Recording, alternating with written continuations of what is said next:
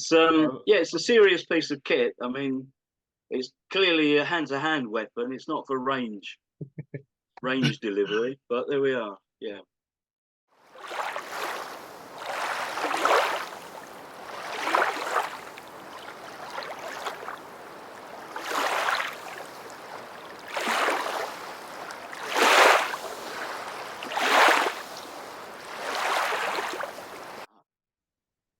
Hi, everyone. Thanks very much, Stephen.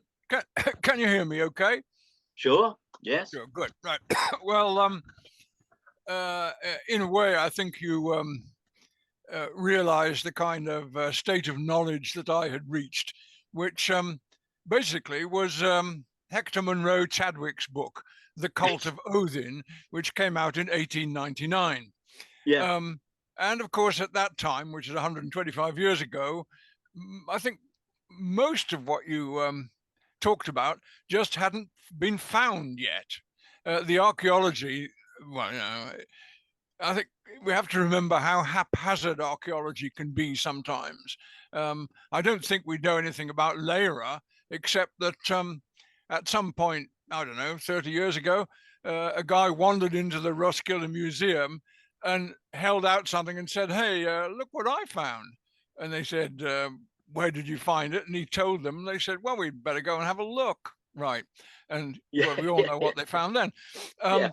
So Chadwick actually, he was relying heavily on the kind of sources which are now rather poo-pooed, namely the kind of Icelandic sources of a much later period. However, I've argued that the situation was kind of different then because well, certainly much of what we find in the Icelandic material is not paralleled elsewhere. And I don't think they made it up. They may have remembered it badly, etc., etc. But anyway, the thing that really Chadwick stressed, I think, was the nature of the name, which he took to be, well, Wode is Old English for angry or crazy, or, given the connection of Odin with poetry, inspired. And Yes. he presented this image of the Odinic hero, who someone like Egill Skallagrimsson, who is a great poet, a follower of Odin. And the thing about Odin is that he is a war god, and people sacrifice to him for victory, but he is quite unreliable. He always betrays his favorites.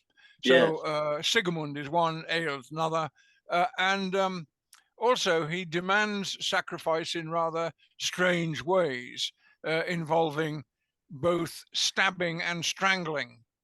And he is, in a way, like Mercury, a god of illusion and deception. Yeah. Well, really, what do you think has? What do you think of Chadwick's idea? And also, what do you think has changed the nature of interpretation over that 125 years? Because, you know, what you've told us and what Chadwick told us don't look like each other much at all. And partly that's because there are things he didn't know, but partly it's a sort of change of attitude. Change of emphasis, isn't it, in the scholarly approach to these things? And archaeology, in some respects, is its own worst enemy, because certainly in the 80s, 90s, into the 2000s, there was a great reluctance to draw any conclusions at all from archaeological evidence. The idea was to do the excavations, find the things, catalogue them, publish the book, and that's where it ends. No interpretation was attempted.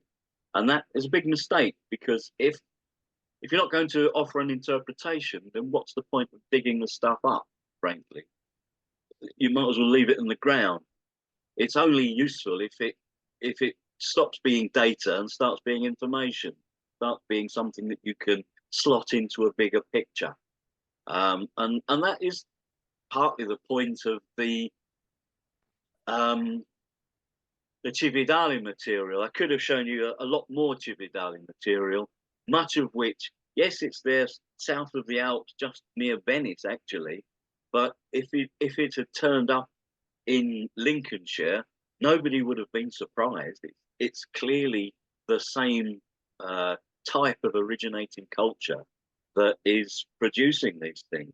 I don't think that would have been appreciated in Munro Chadwick's day,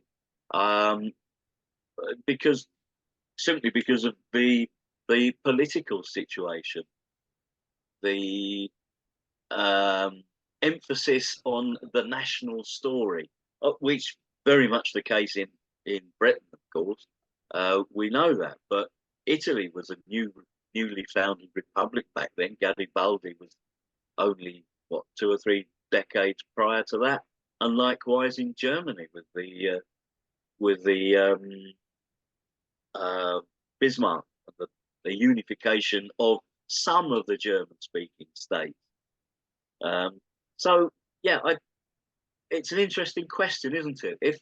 If these archaeological finds had been made 100, 150 years ago, what would their interpretation have been? It wouldn't have been the interpretation that we put on these things now. I think we do at least have a slightly more dispassionate approach to the study of the archaeology, and matching it up to where we can to what literature tells. A case in point, and it's a trivial one, but you will recall the myth of the acquisition of the mead of inspiration, which, in order to acquire this miraculous liquid, which is stored under Knitborg and guarded by the giantess Gunnljóð, Odin has to effect 2 transformations in order to acquire it. He has to get access to the underground chamber where the liquid is stored, and he does this by transforming himself into a snake. And having secured, or having wooed the lady, shall we say, and thereby secured the liquid, he escapes in the form of an eagle. And I don't think it's an accident that the Sutton Hoo helmet has on its crest the serpent, 2-headed serpent as it happens, but it's a serpent. And then there on the front, on the faceplate, is the bird. You've got a bird and a serpent all in the same image. I don't think that's an accident. And likewise, if I spool back so we can see the Sutton Hoo shield. Here we are. We've got a bird there on the Sutton Hoo shield, one of these raptors. But next to it, on the other side of the shield boss, is a serpentine creature. It's nothing drawn from life. It looks like I don't know, centipede or something. It's got lots of legs running down the edges of it, and a big fearsome mouth and face. Now those details in isolation don't tell you anything from an archaeological point of view. They're just design, they're just motifs. But when you know about the story of the mead of inspiration and the deception of Gunnljóð, I think it's straining credulity, really, to say that these things are not associated the one with the other. They don't arise from a common fund of stories and tradition. Likewise with other aspects of the helmet and other aspects of the Sutton Hoo gear. You know, one or you can have a coincidence or two, but this many in one place at one time, it's pushing it a bit, I think. Too many things point in the same direction. I don't know if that's answered your question, Tom. I'm sorry. I understand, but I wonder, are you happy with Chadwick's etymology? That Wotan comes from, does it mean the mad one? Normally these words that end in N, like Drichten and Theoden, have a meaning associated with lordship or mastery. So I think Woden is the lord of Ward, the lord of the dance, if you like, if that's one aspect of being Ward. Yeah. I haven't put this in the book, but it occurred to me subsequently. I don't know if you're familiar with the Spanish word duende. It's Yes. the Yes. Yeah, it's that kind of feeling that overtakes you when you hear powerful music, and it makes you want to sing or get up and dance. It sort of, it, despite all your reservations and Englishness, you do it anyway. You get up and you have a bit of a dance round, and you're overtaken by the spirit of the music and the occasion. And if there's a bit of drink involved, that helps as well. And I think this is really what we're dealing with. Odin does exist. Woden does exist in the beer that these Swabians are going to consume. And when they consume it, they're going to be overtaken by this feeling of joy and carefreeness, which puts them outside their minds, out of their normal everyday experience. I think that's what they're getting at. The holy liquid is absolutely a sacrament. It's what puts people in touch with their God.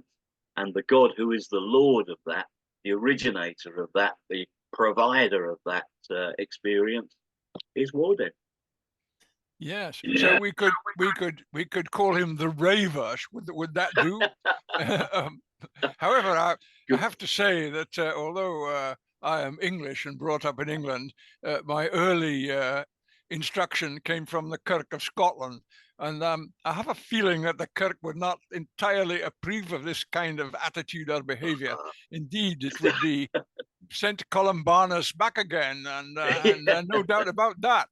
Yeah, I will try not to remember that. that's Um, Calvinism for you. Yeah. there we are. That's right. It always made sense to me. Okay. Well, yes. Another thing about Chadwick actually was his interest in the kind of sacrificing to Odin, and he laid great stress on the Vikar story, where Yeah. Vikar, and of course there's the other king, isn't it? Aun, I think, who gains long life by sacrificing his sons one after another. Yeah. Um, Yeah. all this makes makes Odin really a very ambiguous figure, not to be trusted, but Oh on yeah. the other hand, someone of great power. Um, Yeah. I'm not well. Anyway, But that's been a great inspiration for fiction writers ever since. Um, but is it not the case that a person who's in a position of power has life and death over others? You have to respect them, but you have to fear them as well, because it's all on a knife edge, isn't it? Yes. Well, as someone who spent 50 years in academia being managed all the time, Yeah. I'm not sure about the respect, Yeah. but certainly you have to be cautious with them. That's right.